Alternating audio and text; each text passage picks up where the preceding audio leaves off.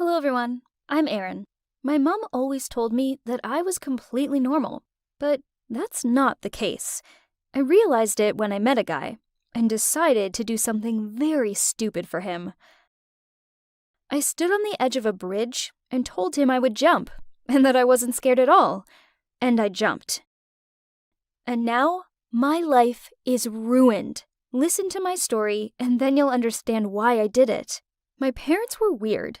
They wouldn't let me go to school or play with other children and always kept the kettle, iron, and knives hidden from me. My mother would always tell me scary stories about somebody getting burned in a fire or getting run over by a car and dying. I didn't know why my parents acted like that. When I turned 16, my mother passed away. She had cancer. My dad was stricken with grief, but he found a way to escape. He started drinking. He quit his job and money started getting tight.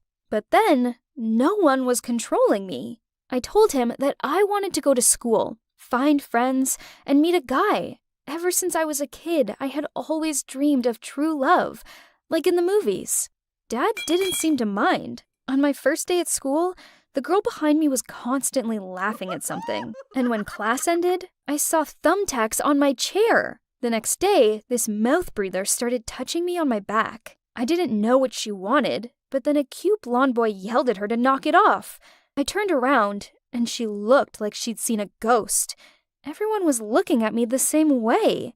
After all, there was a needle sticking out of my back. I was scared too, but not because of the needle, because I didn't feel anything. Absolutely nothing.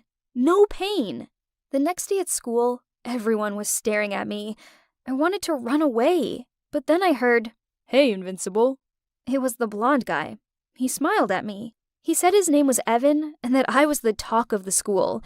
Everyone was talking about my super ability to endure pain. Evan and I were immediately attracted to each other. I didn't think that kind of thing actually happens, but we were like kindred spirits, completely on the same wavelength. By the way, that dumb chick turned out to be his ex, and she was a real bitch. But more on that later.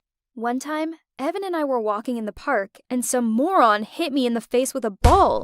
I fell, but I didn't know why. It seemed like the ball barely touched me. But Evan said that I might have had a concussion because I got hit hard. He couldn't believe I wasn't hurt. Then I confessed to him that I didn't really know what pain was. Before I started going to school, I didn't have to worry about it because my parents always protected me from any possible danger. So I didn't know if I had always been like this or if it was a new development. He decided that we needed to test me. He took a lighter. I raised my hand. He brought it closer, closer. I felt absolutely nothing. Evan took a video and posted it on his page, and the next day, I earned my first $10. Some guys at school came up to us and said that the video was fake. Evan argued with them that it was real and lit the lighter. I won $10. True, I got a burn on my palm, and even though it didn't hurt, we decided that it would be better not to do any more fire tricks. The guys from school started coming up with new challenges to test my abilities, and they were always willing to pay. I needed money. I liked the hot coffee test the most. It didn't hurt or leave a mark. I calmly drank it in one gulp. I spent all my time with Evan. He once confessed that I was the best thing that had happened to him, and kissed me. It was my first kiss, and I felt it. It was mega cool. Evan also told me that I was like a real superhero. He even gave me a code name like Jessica Jones from the Marvel Universe. Treasure. Only he could call me that. Evan invited me to a party. His ex was there too. It turned out that she had been watching me, and as soon as I was alone, she ran up to me. She was hysterical that if it weren't for me, Evan would be with her again. Then she threw a whole glass of lemonade on me. My dress was ruined. Then she looked at me with horror. I told her that if that's how it was going to be, then I would have fun without a dress. It was a pool party anyway. When I came up to Evan, he was shocked. I was afraid that he didn't like me, but he asked me what had happened to my skin. I had blisters. It turned out that the bitch had thrown hot tea on me. By the way, we stayed at that party until the very end. She didn't ruin our evening. My life seemed perfect. I had superpowers, money, and the coolest boyfriend. But on that terrible day, one guy at school called me a freak. Evan stepped in, and they started fighting. I intervened and got hit too. The blow knocked me down, but I immediately got back up. With his next punch, the brute knocked out Evan, and I pounced on him with my fists. He pushed me away, but I immediately got up. I don't know how many times I fell and got up, but this idiot was tired, and I had more left in me. He couldn't do anything to me. Everyone started whistling and telling him to get out, but he pushed me again, and I laughed. He looked like he was going to cry.